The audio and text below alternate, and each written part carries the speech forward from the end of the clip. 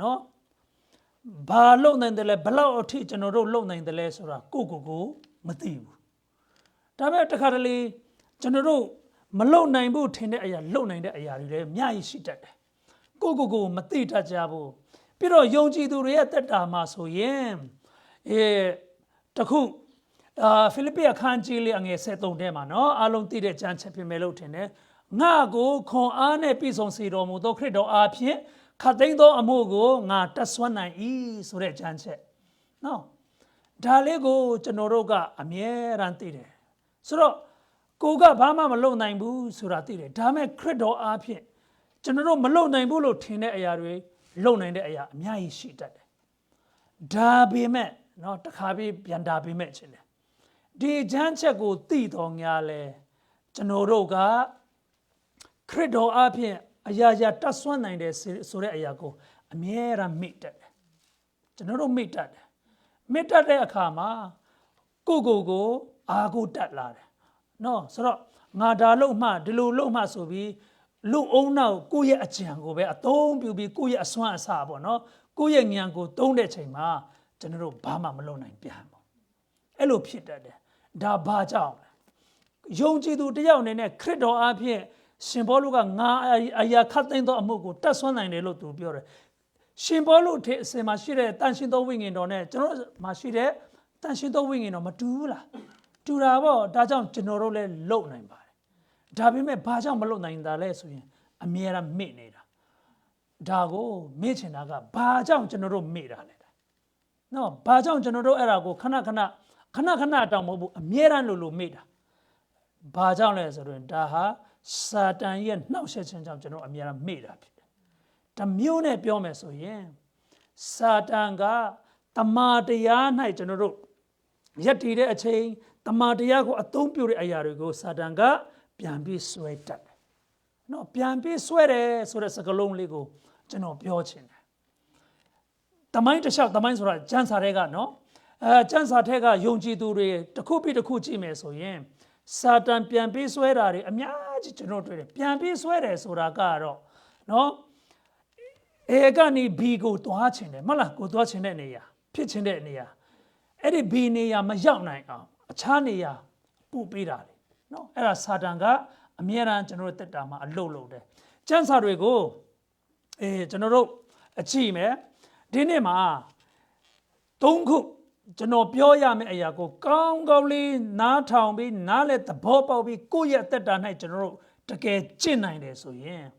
ခရစ်တော်အားဖြင့်ခတ်သိမ်းသောအမှုကိုငါတတ်ဆွမ်းနိုင်တယ်ဆိုတဲ့အရာတွေကိုကျွန်တော်တို့တတ်ဆွမ်းနိုင်လိမ့်မယ်နော်ဆိုတော့ပထမချက်ကဘာလဲဆိုရင်သင်ဟာဘာဖြစ်တယ်လဲဆိုတာဒီနေ့နော်သိဖို့ဖြစ်တယ်နော်သင်ဟာဘာလဲဆိုတာနောက်ဆုံးမှကျွန်တော်အဖြေပြောမယ်နော်သင်ဟာဘာလဲဆိုတာသိဖို့သင်အထဲ၌ဘာရှိတယ်လဲဆိုတာလဲသိဖို့เนาะနှစ်ချက်ဖြစ်ပြီမဟုတ်လားသင်ဟာဘာလဲသင်အထဲ၌ဘာရှိတယ်လဲเนาะသင်အထဲ၌ရှိတဲ့အရာအပြင်เนาะသင်အသက်ရှင်ပါเนาะဒီသုံးချက်လေးကိုဒီနေ့ကျွန်တော်တို့အတူတကွလေ့လာနိုင်ဖို့ဖြစ်တယ်လေ့လာဖို့ဖြစ်တယ်လို့ဆိုတော့ခုနကစကားပြန်ပြီးဆွဲအကြောင်းလေးကိုပြန်ဆက်မယ်ဆိုရင်ကြည့်2001မှာပေါ့နော် World Trade Center ကိုလည်းလီယင်ကပြန်ပြေးဆွဲတဲ့လီယင်ကတိုက်တဲ့အကြောင်းကိုကျွန်တော်အားလုံးသိတယ်ထွေပြောစရာတောင်မလိုဘူးအဲ့ဒါ hijack ကြောင့်ဖြစ်တယ်လို့ပြောကြတယ်မဟုတ်လားပြန်ပြေးဆွဲခြင်းကြောင့်ပြောချင်တာကအဲ့ဒီလီယင်က A ကနေ B ကိုသွားချင်တယ်ဒါပေမဲ့အခြားနေရာမှာပြန်ပြေးဆွဲသမားတွေကပြန်ပြေးဆွဲတဲ့အတွက်အဆောက်အဦကြီးကိုသွားတိုက်ပြီးဒီလိုနဲ့နော်အဆောက်အဦကြီးပါပြက်စီးတဲ့အပြင်လူသူပေါင်းမြောက်များစွာတည်ဆုံးသွားတယ်ဆိုတာကျွန်တော်တို့သိတယ်ဆိုတော့စာတန်ကတမန်တရားမသိအောင်ဘုရားမသိအောင်ဘုရားရဲ့တကူကိုကျွန်တော်အသုံးမပြုနိုင်အောင် hijack တဲ့အကြောင်းကိုကြည့်မယ်ဆိုရင်ရှေးဥစွာနော်စာတန်ဟာဘယ်သူလဲဆိုတာကျွန်တော်တို့သိဖို့လိုအပ်တယ်ရှင်ယောဟန်အခန်းကြီး10အငယ်10မှာဆိုရင်ကျမ်းစာကခရစ်တော်ကဘယ်သူပြောစာတန်ကိုဘယ်လိုပြောလဲတကူတဲ့နော်တကူဒီခိုးခြင်းတတ်ခြင်းနဲ့ဗာလဲဖျက်ဆီးခြင်းအလို့ငါပဲလာတယ်တဲ့ဆိုတော့စာတန်ကတော့ဘယ်တော့အခါမှလူတွေရဲ့ဝိညာဉ်အတွက်ကောင်းဖို့ဘယ်တော့မှသူလုပ်မှာမဟုတ်ဘူး ဖျက်ဆီးဖို့ပဲခိုးဖို့ပဲတတ်ဖို့ပဲလာဒီပင်နှစ်ကောလေးထဲမှာပါတွေ့ချသေးတယ်လေကျွန်တော်တို့စာတန်ကမယုံကြည်သောသူတွေရဲ့ဉာဏ်မျက်စိကိုကွယ်စေတယ်တဲ့ဆိုတော့မမြင်နိုင်အောင်ခိုးဖို့တတ်ဖို့ပဲစာတန်ကလုပ်နေတယ်ဒီနေ့မှာစာတန်ကကျွန်တော်တို့လေဖယားသခင်ရဲ့အလူတော်အတိုင်းအသက်ရှင်ဖို့တမန်တရားအလူတော်တိုင်းသက်ရှင်ဖို့တမန်တရားတိုင်းသက်ရှင်ဖို့ကျွန်တော်ခြေလှမ်းတဲ့အရာကိုအေကနေဘီထိမရောက်အောင်သူအမြဲတမ်းနှောင့်ယှက်နေတယ်ဆိုတာကျွန်တော်မှတ်မိဖို့အမြဲတမ်းသတိရဖို့ remember ပေါ့နော် remember ဖို့ဖြစ်တယ်ဆိုတာပြောချင်တယ်ကဲကျမ်းစာကိုနည်းနည်းကြည့်ရအောင်တူတူလေးနဲ့မြန်လေးနဲ့သွားမယ်ဒီကတော့ကျွန်တော်ခုနစတယ်ဆိုတော့နည်းနည်းနောက်ကျမယ်လို့ပြောတာနော်ဆိုတော့ကျမ်းစာကိုကျွန်တော်ကြည့်မယ်ဆိုရင်အာဒမ်နဲ့အေဝဖခင်ကဖန်ဆင်းတဲ့အချိန်မှာဘာအတွက်ဖန်ဆင်းတာလဲလူနော်အေဒင်ဥယျာဉ်ထဲမှာသူထားတဲ့ဖခင်ရဲ့အကြံကတော့ကလေးများကြီးပေါ့နော်ကဘာကိုဗာလဲပြည့်နေစေပြီးဖခင်ကိုကိုးကွယ်ဖို့အဲ့ဒါဖခင်ရဲ့အကြံဒါပေမဲ့စာတန်ကဘယ်လိုလာနှောက်ယှက်သွားတယ်လဲ hijack သွားတယ်လဲဆိုရင်မိမကိုအသုံးပြုပြီးနော်ဖခင်ကစားခွင့်မပေးတဲ့အသေးကိုစားတယ်အဲ့ဒီစားခြင်းအဖြစ်သူတို့အပြစ်ထဲရောက်သွားတယ်ဆိုတော့ဖခင်ကတော့ဒီလိုနေရမယ်ဆိုတဲ့အရာကိုနော်မနေနိုင်အောင်စာတန်ကဒီလူနှစ်ယောက်ကိုလာပြီး hijack သွားတယ်ဆိုတာကျွန်တော်တွေ့တယ်ပြီးရင်ပြန်ကြည့်မယ်ဆိုရင်ဒီလိုနဲ့အာဒမ်နဲ့သားသမီးတွေအာဒမ်နဲ့အေဝါကသားသမီးတွေရလာတဲ့နောအခက်လောက်ရောက်လာတဲ့လူတွေအများကြီးရှိလာတဲ့အချိန်၌ဖယားသခင်ကိုသူတို့ကနောက်လှည့်ပြီးဘာဖြစ်လဲကဘာကြီးကိုဖယားကရှင်းလိုက်တယ်ကဘာဦးကျမ်းအခန်းကြီး7ကိုရောက်တော့နောရဲ့သားသမီးတွေကသားသမီးမြောက်များစွာပြန်ရရှိတယ်အဲ့ဒီလူတွေလည်းပါလဲဖယားကိုကိုးကွယ်မယ်ဆိုတဲ့အစားသူတို့စေးလုံးငေငွတ်စွာနဲ့မလုပ်ကြတာလေအဆောက်အဦကြီးနော်သူတို့ကရက်တိုက်ကြီးစောက်ပြီးဖယားကိုသူတို့ဖယားအလိုမရှိသည့်အသက်တာနဲ့သူတို့အသက်ရှင်တဲ့အကြောင်းကိုကျွန်တော်တွေ့တယ်ဒါပြီးရင်သူတို့ရဲ့စိတ်ထဲမှာပေါ့နော်ဖယားရဲ့အကြံဖယားဖြစ်စေတာကကြည့်နောရဲ့သားသမီးလေးတွေဒီရေလွှမ်းမိုးခြင်းနောက်ပိုင်းမှာပေါ့နော်ဖယားကဘာအနှံ့ပြကြပါတဲ့ဒါပေမဲ့သူတို့မပြခြင်းမို့လေတနေရာမှာစုတာစေးလုံးငေငွတ်စောနဲ့စုတာသူတို့ရဲ့စေးလုံးငေငွတ်ခြင်းကကောင်းတဲ့အရာလားဆိုမဟုတ်ဘူးဖယားစကားကိုဖြေလာဆန့်ကျင်တဲ့စေးလုံးငေငွတ်ခြင်းဖြစ်တယ်ဒါကြောင့်ဖယားကဖျက်ဆီးလိုက်တယ်ဒီပြင်ဘယ်သူရှိသေးလဲနောက်မှာသူတို့ပြီးရင်အာဗြဟံကိုဖယားခေါ်လာတယ်အာဗြဟံကိုခေါ်လာတဲ့အချိန်မှာလဲစာတန်ကဘယ်လို hijack လဲအာဗြဟံကသားသမီးမရှိတဲ့အချိန်မှာဖယားကမင်းကငါသားပေးမယ်လို့ပြောတယ်မဟုတ်လားပြောပေမဲ့လည်း तू စောင့်နိုင်သလားမစောင့်နိုင်ဘူးစာတန်ကသူ့မိမကိုတုံပြူပြီးဖယားရဲ့အကြံပြတ်သွားအောင်လုပ်လိုက်တယ်လေဘယ်လိုလုပ်လိုက်လဲသူ့ရဲ့ဂျွန်မဟာဂါနဲ့အိတ်ခိုင်းတာဆိုတော့ခလေးတယောက်ရလာတယ်သူ့ရဲ့သားနာမည်ကဘယ်သူလဲအစ္စမေလ်နော်အစ္စမေလ်ရဲ့သူရသွားတယ်စာတန်ကဟာဂျက်ကိုကြိုးစားတယ်ဘယ်အောင်ပေါ့ဖြတ်စည်းခြင်းပြီးရင်ဆလမုန်ရဲ့အသက်တာကိုလည်းပြန်ကြည့်မယ်ဆိုရင်သူဘယင်ဖြစ်ခါစားကဘယ်လိုဆူတောင်းလဲဉာဏ်ပညာပေးပါတဲ့ကိုရောရဲ့လူမျိုးတွေကိုအုပ်စိုးနိုင်ဖို့ဉာဏ်ပညာပေးပါတယ်သူဆူတောင်းတာအရန်ကောင်းတယ်နော်ဘုရားသခင်ကဉာဏ်ပေးတော့စိစိမ်တွေပါပေးတယ်ပြီးရင်ကြော်စောချင်းတွေပေးတယ်သူခံနိုင်သလားမခံနိုင်ဘူးကျွန်တော်တို့အခုဓမ္မရာဇဝင်တတိယဆောင်ဖတ်ကြတယ်နော်အားလုံးသိမယ်မှတ်မိကြမယ်အစပထမကဆလမုန်ကောင်းတဲ့အခန်းကြီး၈ထိဖယားရဲ့ဗိမာန်တော်ကိုလည်းသူကမဆောက်ဘူးလားဆောက်လာတယ်ဒါပြင်အခန်းငယ်၁၁ရောက်တော့ဘယ်ဖြစ်သွားတယ်လဲသူ့ရဲ့ထင်ပေါ်ကြော်စောမှုအောင်မြင်မှုတွေကိုပေါ့နော်ဖယားရဲ့ကောင်းကြီးကိုသူကမခံနိုင်တော့နော်ဆိုတော့မိမပေါင်းမြောက်များစွာသူကယူတယ်ယူပြီးရင်သူ့ရဲ့နိုင်ငံဘာဖြစ်သွားတယ်လဲဆိုရင်ဖယားကနှစ်ချမ်းခွဲလိုက်တယ်နော်ဘာကြောင့်လဲဆိုတော့ဒါလည်းစတန်နှောက်ဆက်ခြင်းတွေပဲဖြစ်တယ်သူ့ရဲ့တက်တာဘယ်လောက်ပဲဖယားကကျွန်တော်တို့ကိုတုံဖယား၌မတည်ရင်စာတန်ကအမြဲတမ်းပဲသူကတော့ခူးဖို့တတ်ဖို့ဖျက်ဆီးဖို့ပဲသူအမြဲတမ်းလုပ်တယ်ဆိုတာကျွန်တော်တို့သိတယ်ဒီဒါပြီးရင်ကြည့်ရအောင်ဒီနေ့ခက်မှာအသင်းတော် တင်းတော်ကိုကျွန်တော်ကြည့်မယ်ဆိုအသင်းတော်ရဲ့ရည်ရွယ်ချက်ကပါလေတမန်တရားကျွန်တော်ဟောမယ်ဧဝံဂေလိဟောမယ်လူတွေကယ်တင်ချင်းရမယ်နော်လူတွေပြောင်းလဲလာမယ်ကောင်းကင်နိုင်ငံရောက်ဖို့ဖြစ်တယ်ဘုရားဘုံထင်ရှားဖို့ဖြစ်တယ်စာတန်ကအသင်းတော်ထဲမှာဝင်ပြီးဘာလုပ်လာလဲလာမှွေသွားတယ်လေသူမှွေတဲ့ပုံစံကပြဿနာရှိအောင်မှွေတာမဟုတ်ဘူးနော်ဘုရားအလိုတော်မဟုတ်တဲ့လူအလိုအားဖြင့်ဆေးလုံးငင်ငွေ့ချင်းတွေဘုရားကစာတန်ကနော်အသုံးပြုတယ်ဆိုတော့မြောက်များစွာသောတင်းတော်ထဲမှာဘာရှိလဲကျွန်တော်တွေ့တာလူမျိုးရေးမတွေ့ရဘူးလားလူမျိုးရေးနော်ပြီးတော့နိုင်ငံရေးပါမထည့်ဘူးလားထည့်လူမျိုးရေးနဲ့နိုင်ငံရေးဆိုတာကအသင်းတော်မှာယူဖို့မဟုတ်ဘူးအသင်းတော်နဲ့လူမျိုးရေးကတူတာမဟုတ်ဘူးနိုင်ငံရေးကတူတာမဟုတ်ဘူးအသင်းတော်မှာဆိုရင်လူမျိုးရေးဆိုတာကခဲဖြက်နဲ့ခဲနော်ခဲရန်ရေးတဲ့အရာခဲဖြက်နဲ့ဖြတ်တယ်လို့ဖြတ်ရမှာလူမျိုးရေးဆိုတာမရှိဘူးဒါကြောင့်ဒီနေ့မှလဲစာတန်ကလူမျိုးရေးနိုင်ငံရေးတွေပြီးတော့ဗာလာသေးလဲစေးပွားရေးအချို့တွေဆိုရင်ဗာလဲအသင်းတော်ထဲမှာဈေးရောင်းတာတွေလုပ်တတ်ကြတယ်တကယ်တမ်းဆိုရင်အသင်းတော်ငွေရန်ပုံငွေရှာဖို့ဈေးရောင်းစရာလိုအပ်လို့လားဈေးရောင်းဖို့နော်လူတွေကချက်ပြုတ်တယ်မဟုတ်လားဘယ်လောက်ကြာလဲတရက်အချိန်ပေးရနော်ဒါထက်တရက်လောက်အခါကိုတခါတည်းပေးလိုက်လေပိုးတောင်လွယ်တယ်နော်မပြင်ပန်းဘူးကိုရက်တရက်လောက်အခါဥမာ100ရရင်100ပေး200ရရင်ပေးလိုက်ပိုးတောင်ကောင်းသေးတယ်ကိုလည်းမပြင်ပန်းတော့ဘူးအဲ့လိုဖြစ်တယ်နော်ဒါကစာတန်ရနှောက်ရှက်တာတကယ်တမ်းဆိုရင်လူမျိုးရေးတွေလှုပ်ခြင်းအားဖြင့်ပြီးရင်စီးပွားရေးတွေလှုပ်ခြင်းအားဖြင့်နော်ပျော်ပွဲရွှင်ပွဲတွေ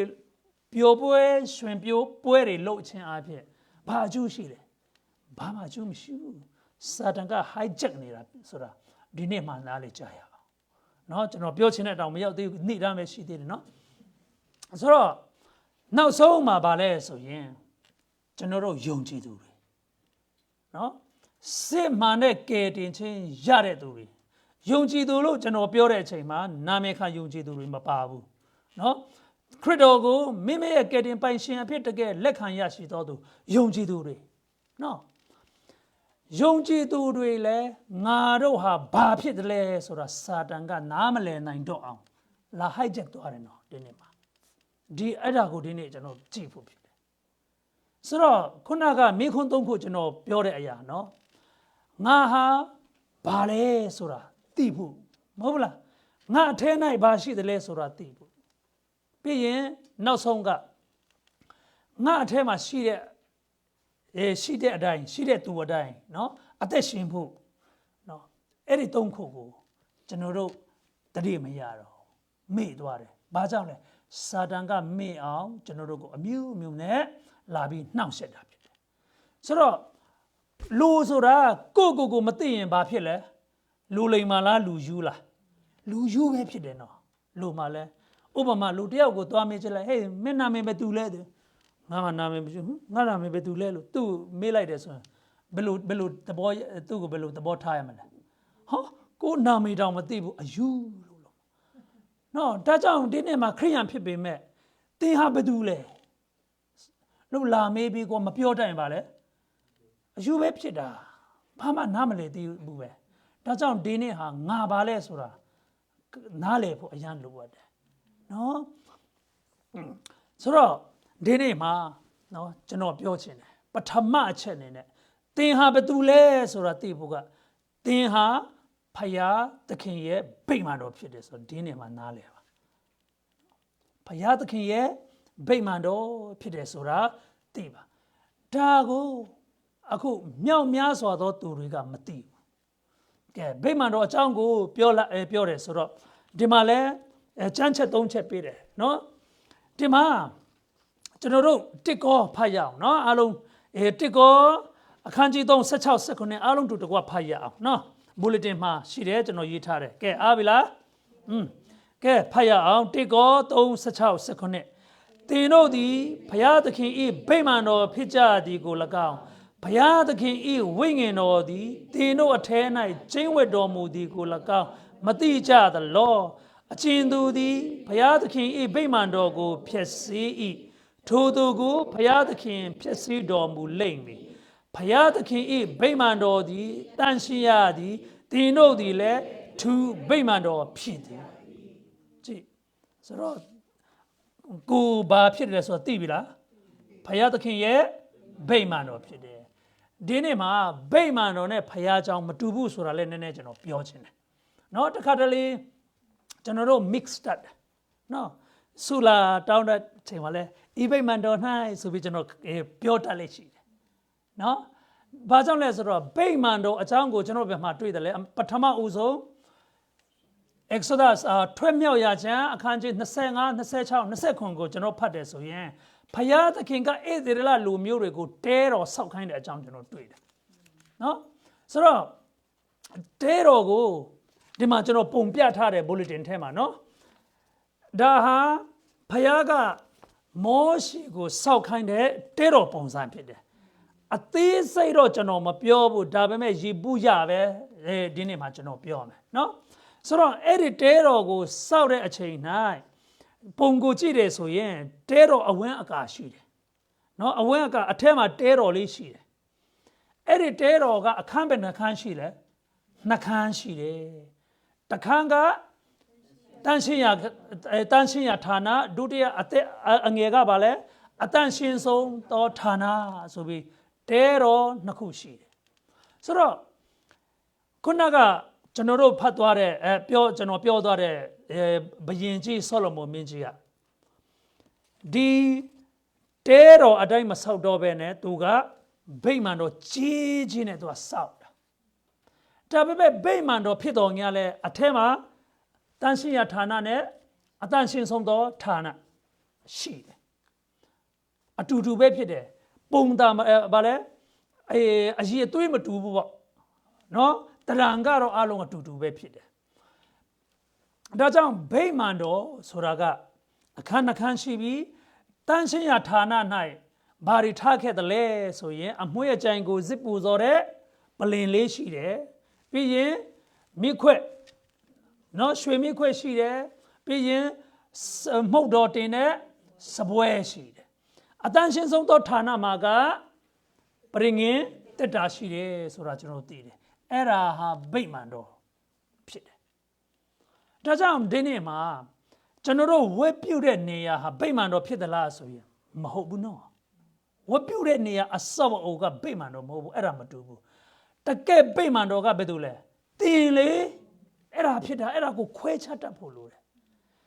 ခရစ်တော်ရဲ့ဝိညာဉ်ရရှိသောသူတွေအားလုံးကယ်တင်ခြင်းရသောသူတွေအားလုံးဘုရားရဲ့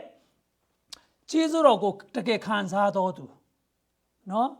ဒါဟာဖယားရဲ့ဗိမာန်တော်တဲ့ဒါကိုဒီနေ့မှာကျွန်တော်ဒီကျမဒီဖယားရဲ့ဗိမာန်တော်ဟုတ်ပါလားဆိုတာဒီနေ့မှာဘယ်နှခါစဉ်းစားလဲကျွန်တော်တို့သိတော့မသိဘူးလေဘာကြောင့်လဲစာတန်ကမေ့အောင်ကျွန်တော်တို့ကိုလှုပ်တာစာတန်ကကျွန်တော်တို့ကိုမေ့အောင်လှုပ်တာအဲ့ဒါကိုနားလည်ဖို့ဘာကြောင့်လဲဆိုတော့ तू ကမယုံကြည်ခင်မှာလဲဗာလဲဖယားကိုမသိအောင်အမျိုးမျိုးနဲ့ကျွန်တော်တို့ကိုမဆွဲဘူးလားhijack တယ်ယုံကြည်ပြီးနောက်လဲဖယားကိုမသိအောင်ဆက်လက်ဆွဲနေတော့ပဲဒီလောကမကုံမချင်းသူကလှုပ်မှာစာတန်ဟာတကယ်တမ်းဆိုရင်သူ့မှာလဲကြက်သေးရှိတယ်နော်တဘောပေါက်နော်ကြက်သေးဆိုတာ GBC ဆရာကပဲနားလဲတယ်ကြက်တဲ့အကြောင်းနားလဲချင်းရင်လာမဲ့ပတ်ပြန်လာလိုက်နော်စာတန်လဲကြက်သေးရှိတယ်နော်သူကနောက်မဆုတ်ဘူးဝိညာဉ်တွေကယ်တင်ခြင်းမရအောင်လုပ်တယ်ကယ်တင်ခြင်းရရင်တောင်မှလည်းနော်သူကဖြည့်ဆင်းနိုင်တယ်လို့ဖြည့်ဆင်းခြင်းတယ်ဝိညာဉ်ကိုမထစ်နိုင်တော့ပေမဲ့ဒီလောကခန္ဓာကိုယ်ကိုသူနှောက်ယှက်သေးတယ်ဘယ်တော့မှသူကနားယူမှာမဟုတ်ဘူးအဲ့ဒါကိုကျွန်တော်နားလည်ဖို့သူကတော့သူ့ရဲ့အလုပ်သစ္စာရှိရှိနဲ့သူလဲလုပ်တယ်နော်ဒါကြောင့်ဒီနေ့မှာကိုယ့်ရဲ့ကိုဘာဖြစ်တယ်လဲဆိုတာနော်စာတန်ကမိအောင်လုပ်တာဒီနေ့မှာကျွန်တော်နားလည်သွားပြီနော်ဆိုတော့ပထမအချက်ကငါသည်ယုံကြည်သူသည်ဗိမာန်ဖြစ်သည်ငါသည်ဘုရားသခင်ရဲ့ဗိမာန်ဖြစ်တယ်ဆိုတာကိုသိဖို့ဒါကိုဒီနေ့ဘုရားကြောင်းပေးတာနဲ့အပြင်ထွက်သွားတာနဲ့ဗာလဲမိဖို့မဟုတ်ဘူးနော်ဒီနေ့ကနေစပြီးတည်တဲ့အထိမှတ်ထားပါကျမ်းစာပြောတာကျွန်တော်ပြောတာမဟုတ်ဘူးအဲ့ဒါကျမ်းစာပြောတာနော်ဘုရားသခင်ဒီမှာတခုကျွန်တော်ဆက်လက်ပြောချင်တာကဘာလဲဆိုရင်ကျွန်တော်ရဲ့အသက်တာကိုပြောင်းလဲတဲ့အကျမ်းချက်ကဒီ1 Cor 3:16 နဲ့ တစ်ကော6 19 20เนาะဒီချမ်းချက်တွေပဲဘာကြောင့်လဲဆိုတော့ကျွန်တော်ဒီဖရာသခင်ရဲ့ဗိမာန်တော်ဖြစ်တဲ့အကြောင်းကိုနားမလည်ခင်မှာယုံကြည်သူဖြစ်ပေမဲ့ကျွန်တော်ကြိုက်တယ်လို့အသက်ရှင်တယ်เนาะကျွန်တော်ကြိုက်တယ်လို့အသက်ရှင်တယ်အထိုးသဖြင့်ခန္ဓာကိုယ်တန့်ရှင်းခြင်း၌ကျွန်တော်လည်းမတန့်ရှင်းဘူးကဲတင်ချင်းရပြီးနောက်မှာလဲစိလိတ်တွေတောက်တယ်၊ကွမ်းရတွေစားတယ်အရက်တွေတောက်သေးတယ်နော်ဒါပေမဲ့ဒီအကြောင်းကိုကျွန်တော်သဘောပေါက်တာနဲ့အိုးငါဟာဖရာရဲ့ဗိမာန်တော်ဗလားဆိုပြီးကိုသိတော့ဒါမျိုးတွေကျွန်တော်မလုပ်တော့ဒီနေ့မှာကျွန်တော်တို့ရုန်းကန်တယ်ဆိုရင်သင်ဒီဖရာသခင်ရဲ့တကယ်ဗိမာန်တော်ဖြစ်တယ်ဆိုရင်တန်ရှင်းပါတဲ့ဖရာကဘာပြောလဲကြည့်ဗိမာန်တော်ကိုဖျက်ဆီးသောသူတွေကိုဘာပြောလဲဖျက်ဆီးမယ်တဲ့နော်နဲတာမဟုတ်ဘူးအဲ့ဒါသူကနဲတဲ့အရာမဟုတ်ဘူးနော်ပေါ့ဆဆနဲ့ထားဖို့မဟုတ်ဘူးဒါပေမဲ့ဘယ်လိုဖျက်ဆီးမယ်လဲဒီလိုနေရင်ဒီလိုဖျက်ဆီးမယ်အဲ့လိုလုပ်ရင်အဲ့လိုဖျက်ဆီးမယ်ဆိုပြီးပုံတင်နေကျွန်တော်တို့မှမရှိဘူးဖခင်ကမပြဘူးဒါပေမဲ့ဒီခန္ဓာကိုယုံကြည်သူဖြစ်လာတယ်ဆိုရင်တန်ရှင်တော်ဝိညာဉ်တော်ရဲ့ဗိမာန်တော်ဖြစ်တယ်ဆိုတော့ခန္ဓာကိုလည်းထက်ခဲဖို့လိုတယ်နော်အဲ့ဒါကိုဒီနေ့မှကျွန်တော်ပြောချင်ဒါကြောင့်ဘုရားသခင်ရဲ့ဗိမာန်တော်ဖြစ်တယ်ဆိုတော့ကိုနားလည်ပါဗိမာန်တော်မဖြစ်သေးရင်တော့တက္ကနာပေါ့နော်ဗိမာန်တော်မဖြစ်သေးရင်တော့တက္ကနာပေါ့ဒါပေမဲ့ဗိမာန်တော်ဖြစ်တယ်ဆိုရင်ကျွန်တော်တို့ဟာတန်ရှင်းခြင်းမှာလည်းတန်ရှင်းဖို့လိုအပ်တယ်တဲ့တစ်ကော6 19မှာကျွန်တော်ဗာတွေ့သေးလဲနော်အတူတကွဒီဟာလည်းဖတ်ရအောင်တစ်ကော6 19 20နော်ကဲအားလုံးပါဝင်စေခြင်းတယ်ဒီနေ့မှာကဲကျွန်တော်ဖတ်ကြမယ်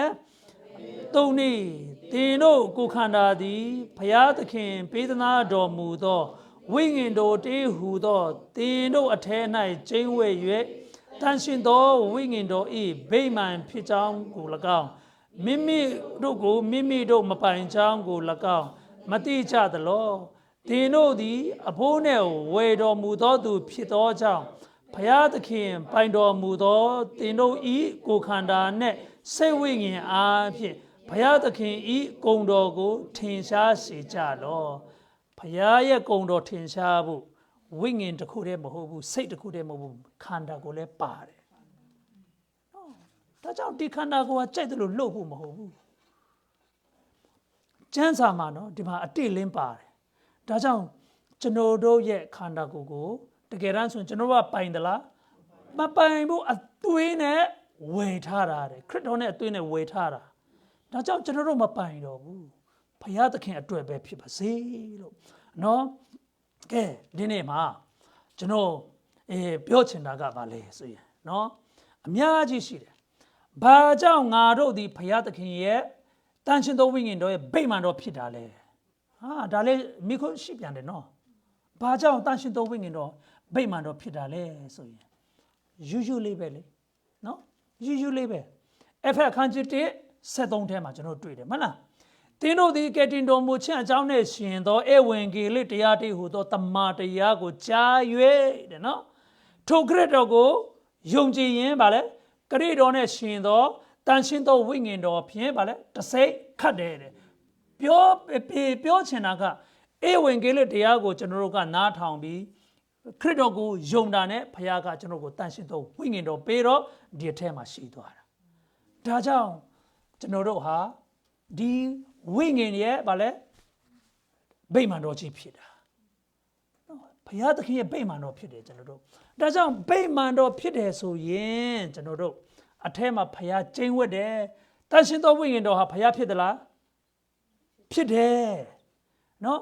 ကျွန်တော်တို့ကိုးကွယ်တဲ့ဘုရားက၃ပါးတဆူဆိုတာကျွန်တော်တို့သိတယ်မလားခမဲတော်တာတော်နဲ့တန်ရှင်းသောဝိညာဉ်တော်ဆိုတဲ့နော်ပုဂ္ဂိုလ်၃ပါးရှိတယ်အဲ့ဒီ၃ပါးဟာဘုရားတဆူဖြစ်တယ်ခရစ်တော်လည်းဘုရားဖြစ်တယ်တာတော်လည်းဘုရားဖြစ်တယ်နော်တန်ရှင်းသောဝိညာဉ်တော်လည်းဘုရားဖြစ်တယ်ခမဲတော်လည်းဘုရားဖြစ်တယ်ဒါပေမဲ့ခမဲတော်နဲ့တန်ရှင်းသောဝိညာဉ်တော်မတူဘူးနော်မတူဘူးပြီးတော့ခမဲတော်နဲ့တာတော်လည်းမတူဘူးတာတော်နဲ့တန်ရှင်းသောဝိညာဉ်တော်လည်းမတူဘူးနော်ဒါပေမဲ့သူတို့၃ပါးကဘုရားတဆူဖြစ်တယ်လူသင်ချမ်းနဲ့တွေ့လို့မရဘူးကျမ်းစာထဲမှာကျွန်တော်တို့တွေ့လို့သာယုံရတယ်နော်ဒါကြောင့်ဒီတန်ရှင်းသောဝိညာဉ်တော်ဟာကျွန်တော်ရဲ့တက်တာ၌ ကျင်းဝက်လာတဲ့ဆိုတော့ဒီနေ့မှာမြောက်များစွာသောကျွန်တော်တို့ယုံကြည်ပြီးနောက်တန်ရှင်းသောဝိညာဉ်တော်ရှိမရှိတောင်ကျွန်တော်မသိမရတော့ဘူးလေနော်ဆရာတွေကတင်ပေးတဲ့ချိန်၌ဥပမာဒီနေ့လို့ပေါ့အဖက်ခန်းချစ်73ကိုဖတ်လိုက်တော့ဟာတန်ရှင်းသောဝိညာဉ်တော်ရတယ်ဘုရားကငါတို့ကိုတစိတ်ခတ်တယ်ဆိုတာသိတယ်အပြင်ရောက်တော့မိသွားတယ်ဒီလိုမဖြစ်ရဘူးအမြဲတမ်း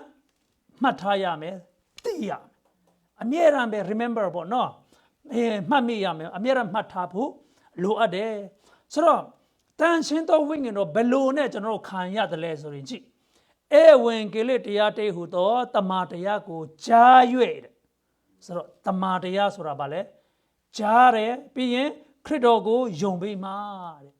ဘုရားကတန်ရှင်းသောဝိညာဉ်တော်ပေးတယ်ဆိုတော့ကေတင်ချင်းနဲ့ပတ်သက်ရင်နော်ဧဝံဂေလိနဲ့ပတ်သက်ရင်မြောက်များစွာသောသူတွေနော်အော်ဟိုဆရာကကျွန်မကိုပြောလို့ကေတင်ချင်းရတယ်လို့သူတို့ကြားမှပဲကေတင်ချင်းရကြတယ်နော်ငါကျမ်းစာဖတ်လို့ဟိုစာဖတ်လို့ကေတင်ချင်းရတယ်လို့ပြောတဲ့သူတွေကမရှိသလောက်ပဲကျွန်တော်ဆိုမသိဘူးတကယ်ပြောတာမသိဘူးမြောက်များစွာသောဒီနေ့မှာရောက်ရှိလာတော့သူကျွန်တော်လည်းကေတင်ချင်းရတာဘယ်သူကြောင့်လဲဟိုဆရာကပြောလို့ဟိုဒီဆရာကကျွန်တော်ကိုတင်ပေးလို့ကြားမှပဲပါလေယုံတာဒါဘုရားကအဲ့လိုဒီဇိုင်းထားတာလေဒါကြောင့်ခရစ်တော်ကလည်းပါပြောလဲအရှင်မသက်အခန်းကြီး28နောက်ဆုံးပါလေတင်းတို့ဒီသွား၍လူမျိုးတကာကိုပါလဲတပည့်တော်ဖြစ်စေပါဆိုတာနော်ဆိုတော့သူတို့ဟောမှပဲတပည့်တော်ဖြစ်မှာလေယုံမှပဲလေနော်ဟောပြောခြင်းကိုခိုင်းနေတာရှင်ပေါလုကလည်းတိမောသေကိုပါလဲအချိန်ရှိသည်ဖြစ်စေမရှိသည်ဖြစ်စေပါလဲတမန်တရားဟောပါဟောဖို့လိုအပ်တယ်ဒါကြောင့်ကျွန်တော်တို့ဒီနေ့မှာဒီတမန်တရားဧဝံဂေလိတရား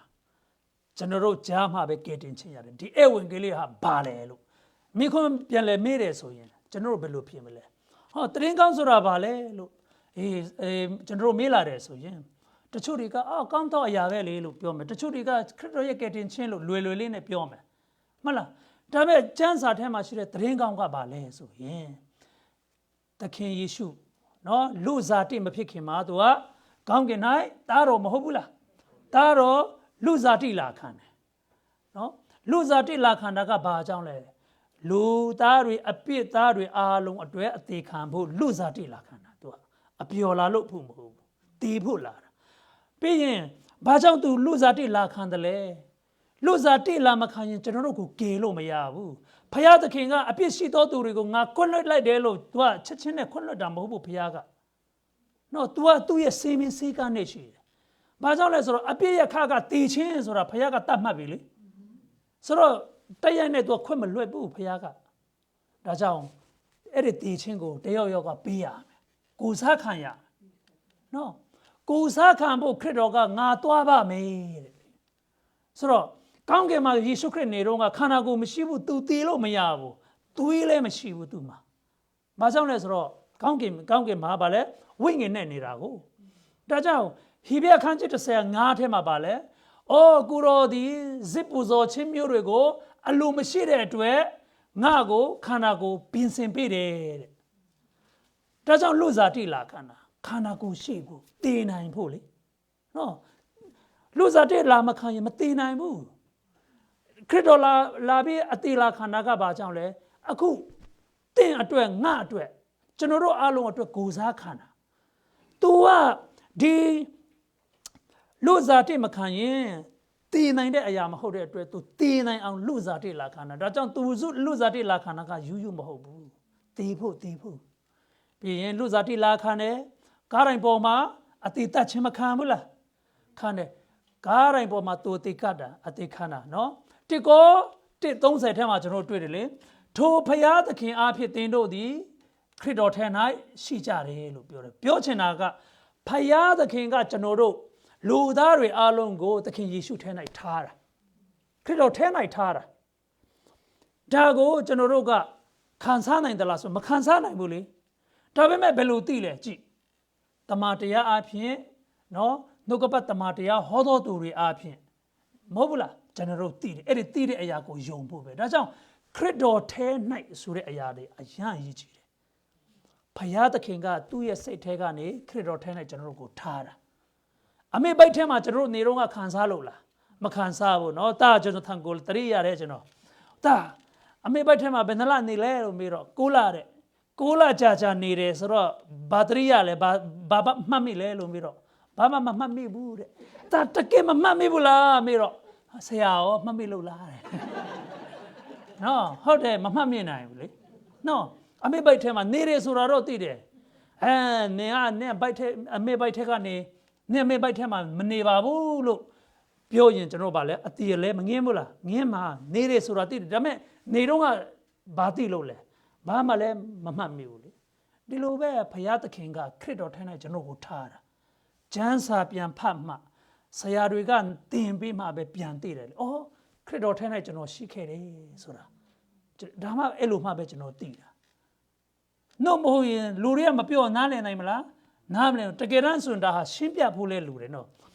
ကိုယ်တိုင်ဖတ်တာနဲ့နားလည်နိုင်တာမဟုတ်ဘူးဒါလေခရစ်တော်ထဲ၌ဆိုတဲ့အရာလေးပေါ့နော်ဒါကြောင့်ဆရာတွေကတင်ပေးတော့ကွာကြားရတယ်မဟုတ်လားအဲ့ဒါတရင်ကောင်းပဲလေဆိုတော့ဒီခရစ်တော်ကကားတိုင်းမှာတည်တယ်ယောမအခန်းကြီး6အငယ်3-4ထဲမှာဗာလဲခရစ်တော်ထဲ၌ရှိသောသူတွေခရစ်တော်ထဲ၌ဗပ္ပဇံခံသောသူတွေသူတည်တဲ့အချိန်၌လဲတင်တို့ဒီလဲတည်တယ်ဆိုတာမသိဘူးလားဒါကြောင့်ကိုဝင်ဆောင်မိန်းမကြီးသူ့ရဲ့ဗိုက်ထဲမှာရှိတဲ့ကလေးသူတည်သွားတယ်ဆိုရင်ဗိုက်ထဲမှာကလေးရောမတည်ဘူးလားတည်သွားတယ်လေဒါကြောင့်ခရစ်တော်တည်တဲ့အချိန်၌လဲကျွန်တော်တို့အားလုံး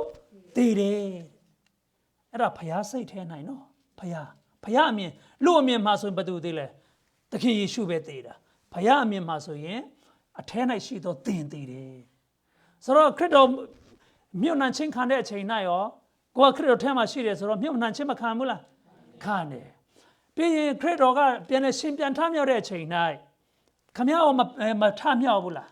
ထမြောက်တာပေါ့အဲ့ဒါဘယ်လိုသိလဲယုံကြည်ခြင်းဖြစ်ပဲဖြစ်တယ်နော်ဒါကိုခရစ်တော်ထဲ၌ငါနေတယ်ငါလည်းသူနဲ့သူတည်တယ်မြုပ်နှံခြင်းလည်းခံတယ်ပြန်လဲပြီးထမြောက်တယ်ဆိုတာကျွန်တော်တို့ယုံတယ်ဆိုရင်ဒါကဘာလဲဒုတိယ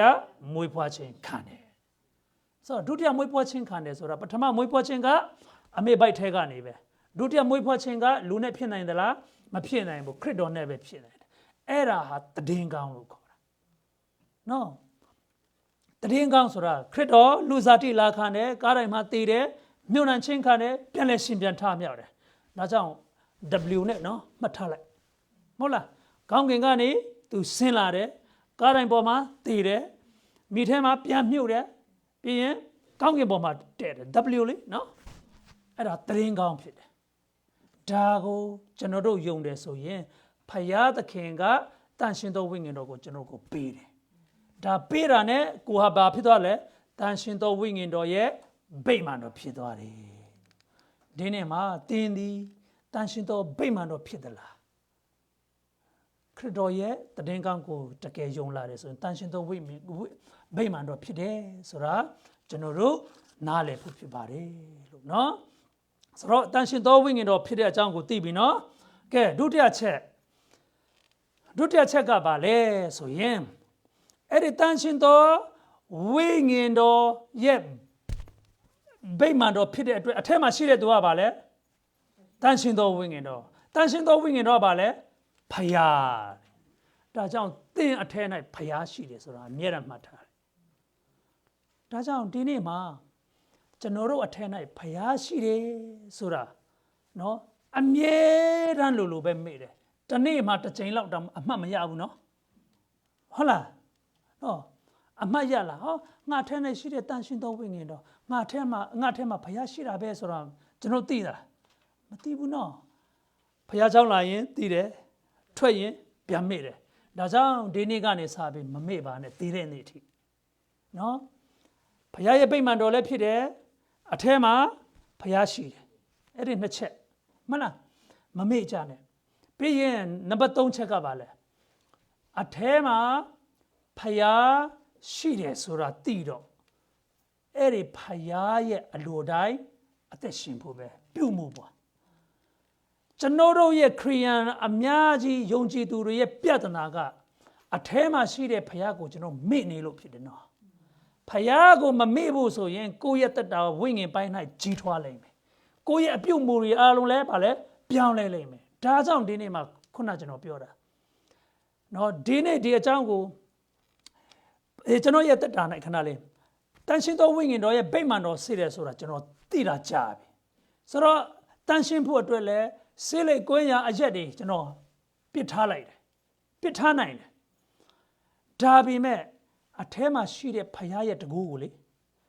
ကျွန်တော်နားမလည်ခဲ့ဘူးကျွန်တော်နားလည်တာတိတ်မကြသေးဘူးတကယ်တမ်းဆိုရင်နားလည်တာမကြသေးဘူးဒါကြောင့်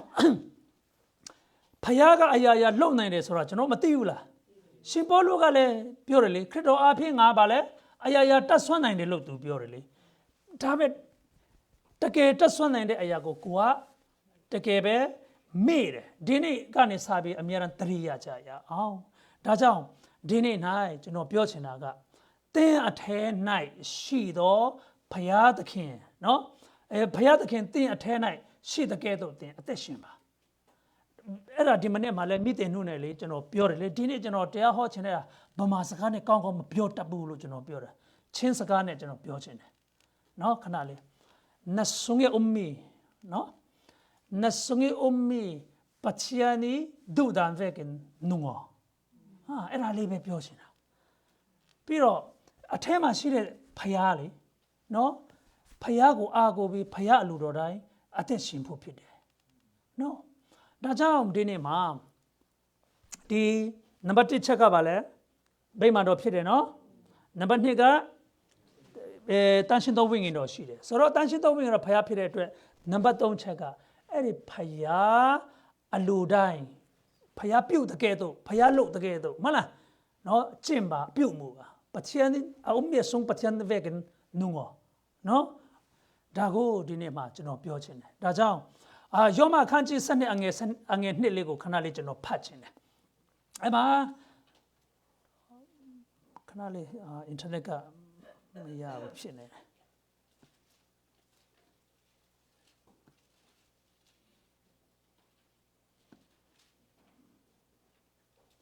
ယောမစနစ်အငယ်နှစ်မှာနော်တင်တို့ဒီလောကီပုံတရံကိုမဆောင်နဲ့ကောင်းမြတ်သောအရာနှစ်သက်ဖွယ်သောအရာစုံလင်သောအရာတည်းဟူသောဘုရားသခင်အလိုတော်ရှိသည့်အရာကြီးအပေအရာဖြစ်သည်ကိုသိနိုင်မည်အကြောင်းစိတ်နှလုံးကိုအသင်ပင်၍ပုံတရံပြောင်းလဲခြင်းသို့ရောက်ကြလောတဲ့လောကီပုံတရံမဆောင်နဲ့ပုံတရံပြောင်းပါမဟုတ်ဘူးလားဆိုတော့ဒီနေ့မှာနော်ကျွန်တော်တို့ရဲ့အထဲ၌ရှိတဲ့ဘုရားကဲ့သို့ပြုတ်လာတယ်ဆိုရင်တင်းနော်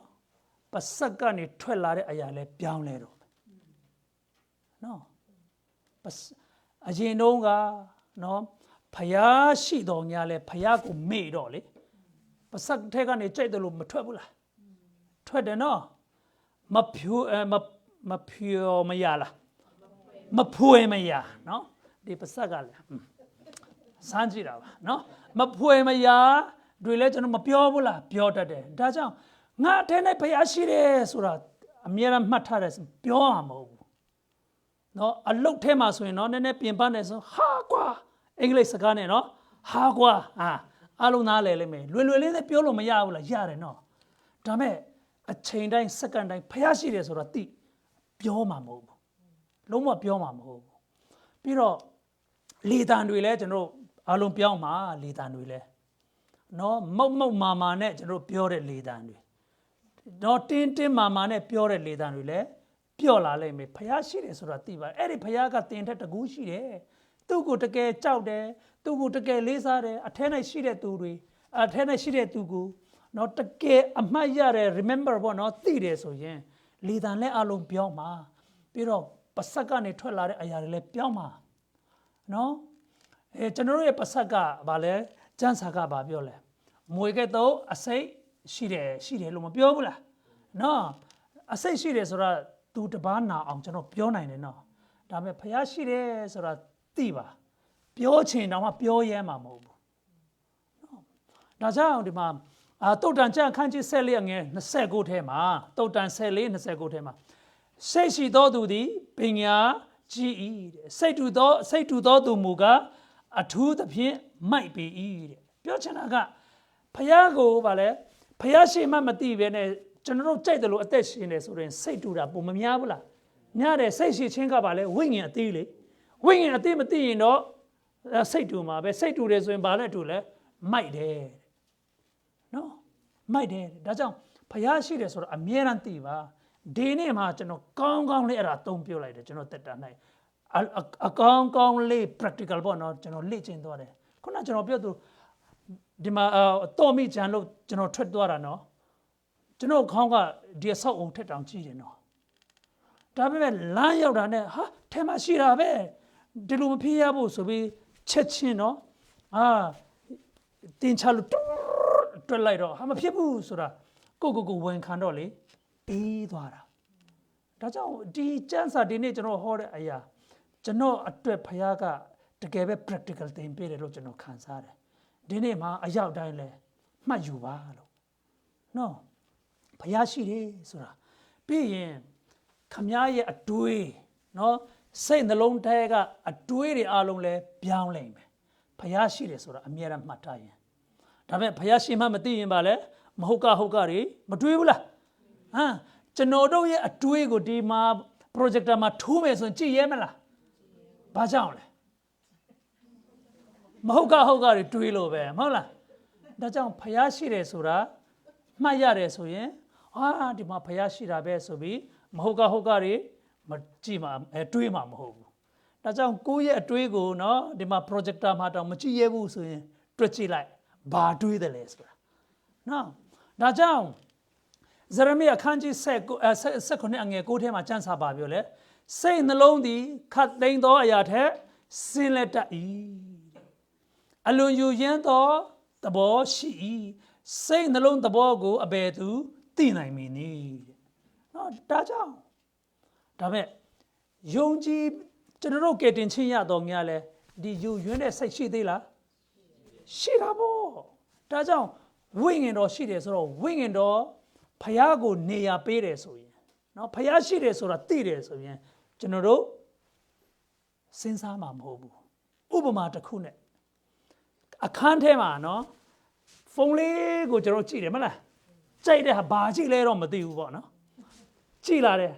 ကိုယ့်ရဲ့မိန်းမကိုယ့်ရဲ့ယောက်ျားကိုယ့်ရဲ့သားဝင်ဘယ်လိုလုပ်လဲမလုပ်ဘူးလားဒါဘာကြောင့်လဲမဟုတ်ဘူးလားကြည့်ကတော့ဒီလိုလေးလိုက်မှာတယောက်လာဝင်တယ်ဆိုရင်ကျွန်တော်တို့ပိတ်တယ်ရှိတယ်ကောင်းမကောင်းကြည့်တာကျွန်တော်မသိဘူးဒါပေမဲ့တခုခုကြည့်တယ်လေလူဝင်လာပြီးကျွန်တော်တို့ဘာကြောင့်ဖြတ်တာလဲဘာကြောင့်ပိတ်တာလဲမိခွန်းရှိတယ်လားဒီနေ့မှာကျွန်တော်တို့အနေနဲ့ကျွန်တော်တို့မိသားစုကိုယ့်ရဲ့ယောက်ျားကိုယ့်ရဲ့မိန်းမသားသမီးတွေကိုတောင်မှမမြင်စေချင်တဲ့အရာကျွန်တော်ကြည့်တဲ့အချိန်မှာအထဲမှာဖျားရှိတယ်ဆိုတာမမှတ်မေ့လို့တရိမထားတော့လို့ကြည်တာနော်ဖျားဒီမှာရှိတယ်ဆိုရင်ကျွန်တော်ကြည်မှာမဟုတ်ဘူးဒီဟာလေးကိုကျွန်တော်ရဲ့တက်တာနဲ့ကျွန်တော်ကောင်းကောင်းလေးတင်သွားတယ်တကယ်ပြောတာအရင်တော့မှ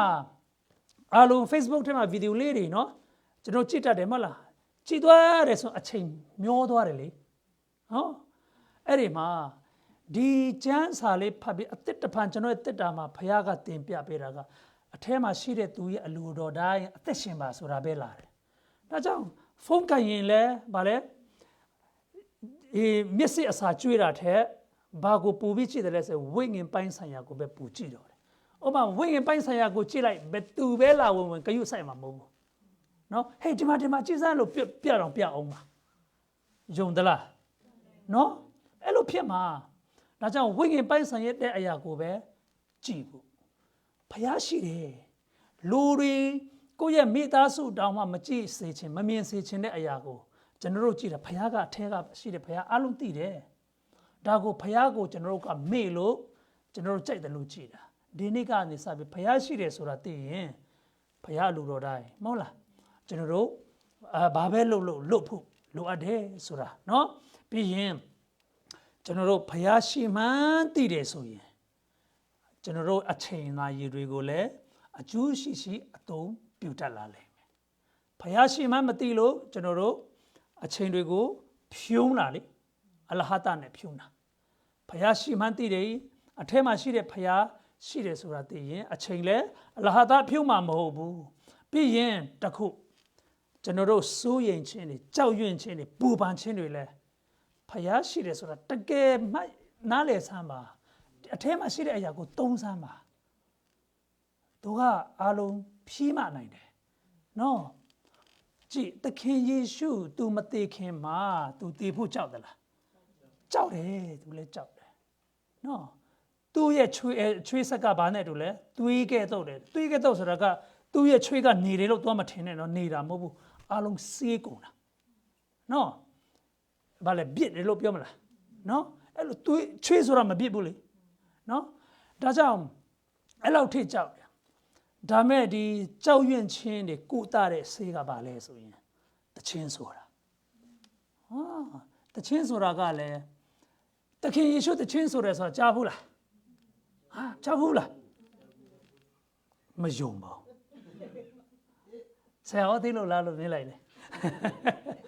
ရှင်မသက်အခန်းကြီး26-30မှာနော်အဲ့မှာ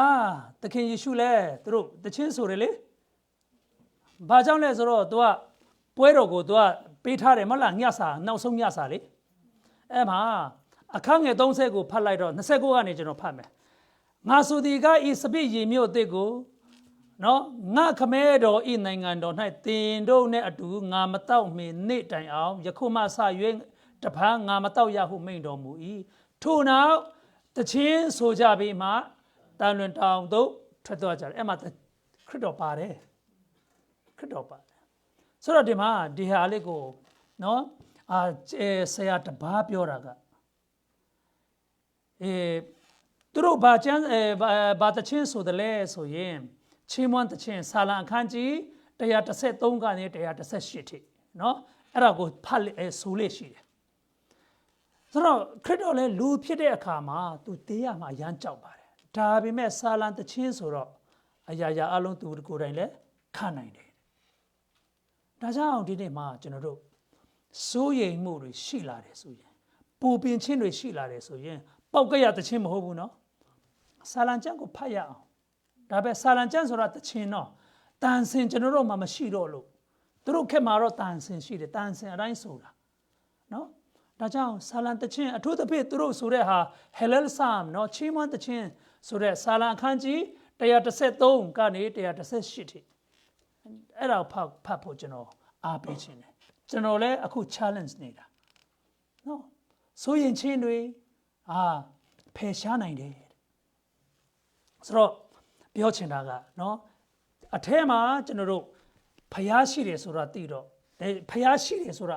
မသိရင်ကျွန်တော်ကြောက်တတ်တယ်စိုးရင်တတ်တယ်ပူပင်တတ်တယ်ဖျားရှိတယ်ဆိုတာအမြဲတမ်းမှတ်ထားရအောင်သိရအောင်ပြီးရင်နောက်ဆုံးတစ်ချက်မှာနော်ကျွန်တော်တို့ဒီအထဲမှာရှိတဲ့ဖျားကိုအမြဲတမ်းသိတယ်ဆိုရင်ကျွန်တော်တို့လမ်းမှားတော့လဲသွားမှာမဟုတ်နော်ဥပမာတင်းဘောစိတ်ကမ်းမှာပေါ့နော်တင်းဘောတွေကိုဘာကြောင့်ကျူးချီထားတယ်လဲရွေ့သွားမှာဆိုလို့မဟုတ်ဘူးလားနော်ရွေ့သွားမှာဆိုလို့လေကျူးမချီတဲ့တင်းဘောဘယ်လောက်ပဲကြီးကြီးရွေ့မလားတဖြည်းဖြည်းနဲ့ရေကရွေ့အောင်တည်ဆောင်သွားတယ်လေဒါကြောင့်ကျွန်တော်တို့အသက်တာလဲတမာတရားကနေနော်မရွေ့အောင်မဟုတ်လားမရွေ့အောင်ဖျားရှိတယ်ဆိုတော့အမြဲတမ်းသိပါသိရင်တော့ဘယ်တော့မှရွေ့မှာမဟုတ်ဘူးမသိပဲမေ့တဲ့အချိန်မှာပဲကျွန်တော်တို့ဗာလဲရွေ့တာဒါကြောင့်အထဲမှာရှိတဲ့ဖျားကျွန်တော်တို့အမြဲတမ်းသိကြရအောင်ဆိုတာနော်ဆိုတော့ဒီနေ့ကျွန်တော်ပြောတဲ့၃ခုသဘောပေါက်သွားပြီမလားတင်ဘသူလဲဆိုရင်ဘုရားသခင်ရဲ့ဗိမာန်တော်ဖြစ်တယ်တင်ထဲမှာပါရှိလဲတန်ရှင်တော်ဝိညာဉ်တော်ရှိတယ်ဆိုတော့အသက်ရှင်ဘယ်လိုရှင်မလဲအထဲမှာရှိတဲ့ဘုရားအလိုတိုင်းဘုရားကိုအမြဲတမ်းတရိယာပြီးအသက်ရှင်ဖို့ဒီ၃ချက်ပဲဆိုတော့ကျမဒီမေ့တတ်ပါတယ်လို့ဆိုတဲ့လူတွေကအဲ့ဒီ၃ချက်မေ့မလား၃ခုပဲနော်မမေ့နဲ့နော်နေ့တိုင်းပဲCyrus ကိုပြန်ပြောရှင်တယ်နော် Cyrus ကကျွန်တော်အရင်ကြိုက်သွားတယ်အဲ့ဒီဟာလေးနော်ရုတ်တယ်ဒီနေ့မှာဘယ်နှမိနစ်ရှိလဲ မိနစ်တစ်နေ့မှာတစ်ရက်မှာမိနစ်ပေါင်း1440မိနစ်နော်မိနစ်ရှိတယ်ဆိုတော့စက္ကန့်နဲ့တွေ့တယ်ဆိုရင်ဗာလဲ86,400စက္ကန့်ရှိတယ်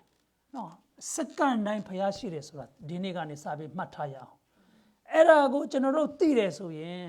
ကျွန်တော်တို့မရွေ့ဘူးပြီးတော့ပစက်ကနေထွက်တဲ့အရာတွေလည်းခပ်ပြင်းပြင်းကနေဗာလဲခပ်ပျော့ပျော့လေးဖြစ်လိမ့်မယ်နော်ဒါပဲလူတချို့တွေကပျော့တော်လဲဗာလဲနာတဲ့အရာတွေရှိတယ်ဒါမဟုတ်ဘဲနဲ့တကယ်ပျော့တဲ့အရာပေါ့နော်ခြူသောစကားတွေထွက်လာလိမ့်မယ်ပြီးရင်ကျွန်တော်တို့အချိန်ဖြုံးရင်လဲနော်တယောက်တည်းနေရင်တောင်မှလူဆိုတာနော်တယောက်တည်းနေရင်ကိုယ့်ရဲ့ဇာတိကိုယ့်ရဲ့အဖြစ်ရမှန်သိတတ်တယ်ဒါပဲမှတ်ထားဖို့ကကျွန်တော်တယောက်တည်းမနေတော့ဘူးလေအထက်မှာဖျားရှိတယ်ဗိမာန်တော်ရဲ့ဖျားသခင်ဗိမာန်တော်ဖြစ်ပြီဒါကြောင့်ဖျားကိုအမြဲတမ်းကျွန်တော်တို့သိတယ်ဆိုရင်နော်ကျွန်တော်တို့ရဲ့တက်တာလဲကြီးထွားလိမ့်မယ်ဒါကြောင့်ဒီ၃ချက်ကိုနော်ဒီနေ့ကနေစပြီးအမြဲတမ်းတတိရမယ်အမြဲတမ်းမှတ်ထားမယ်ပြီးရင်တကယ်လဲကျင့်ဖို့လိုတယ်နော်ကျင့်ကြရအောင်ဒီဟာလေးကိုမမှတ်မိနိုင်အောင်ကျွန်တော်တို့ဉာဏ်တုံးမယ်လို့မထင်ဘူးနော်ဉာဏ်တုံးမယ်လို့မထင်ဘူးဒီအချက်၃ချက်လေးအားဖြင့်အရောက်တိုင်းဘုရားသခင်ကောင်းချီးပေးပါစေအာမင်ဒီလောက်နဲ့ပဲကျွန်တော်အချိန်ဆုံးသက်ကြရအောင်တခြင်းတပုတ်ဆိုပြီးကျွန်တော်တို့